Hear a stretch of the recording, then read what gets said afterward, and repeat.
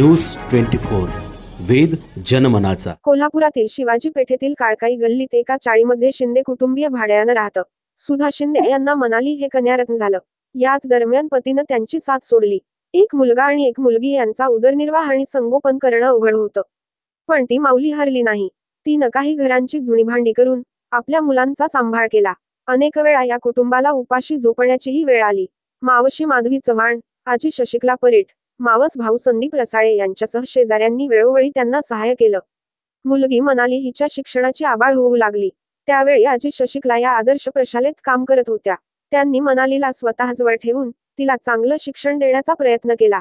शिक्षणात हुशार असलेल्या मनालीनं मिळेल ते काम करत शिक्षण पूर्ण केलं। महाविद्यालयीन शिक्षण घेतानाच तिनं पानपट्टीत काम केलं। राजारामपुरीतील पानपट्टीत दिवसातील 4 तास ती मसाले पानं बनवायची। यातून मिळालेले पैसे घर खर्चासाठी आणि स्पर्धा परीक्षांची पुस्तकं, फी भरणं यासाठी वापरायची। M.Com पर्यंत शिक्षण घेऊन तिनं स्पर्धा परीक्षा द्यायला सुरुवात केली। 2022 MPSCची उपनिरीक्षक पदासाठीची पूर्व परीक्षा तिनं दिली। 29 ऑक्टोबर 2023 ला पुण्यात मुख्य परीक्षा पार पडली। त्यानंतर मुंबईत शारीरिक क्षमता चाचणी परीक्षा आणि मुलाखत देखील पार पडली। गुरुवारी या परीक्षेचा निकाल लागला आणि मनाली हिनं पोलीस उपनिरीक्षक पदाला गवसणी घातली। तिनं मुलींच्या विभागात राज्यात 16वा क्रमांक पटकावला। ज्या आजीनं तिचं संगोपन केलं, ती आजी मात्र हे यश पाहण्यासाठी या जगात नाही। पण तिची प्रेरणा आणि आशीर्वाद नेहमीच आपल्यासोबत असल्याचं मनाली शिंदेनं सांगितलं।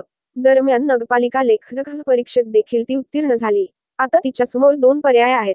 तरी देखील तिचा प्रवास थांबलेला नाही। यापुढेही ती वरिष्ठ पदासाठी परीक्षा देणार आहे।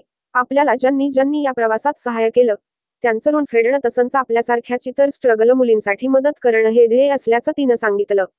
स्पर्धा परीक्षेसाठी कोणत्याही क्लासमध्ये न जाता दिवसातील 6 तास अभ्यास करत तिनं हे यश मिळवलंय। तिच्यावर कौतुकाचा वर्षाव सुरू आहे। जिद्द, चिकाटी आणि प्रामाणिक प्रयत्नांच्या बळावर मनालीनं मिळवलेलं यश सर्वसामान्य कुटुंबातील शेकडो मुलींसाठी निश्चितच प्रेरणादायी आहे। वेद न्यूज 24 या चॅनलला लाईक, सबस्क्राईब आणि शेअर करायला विसरू नका।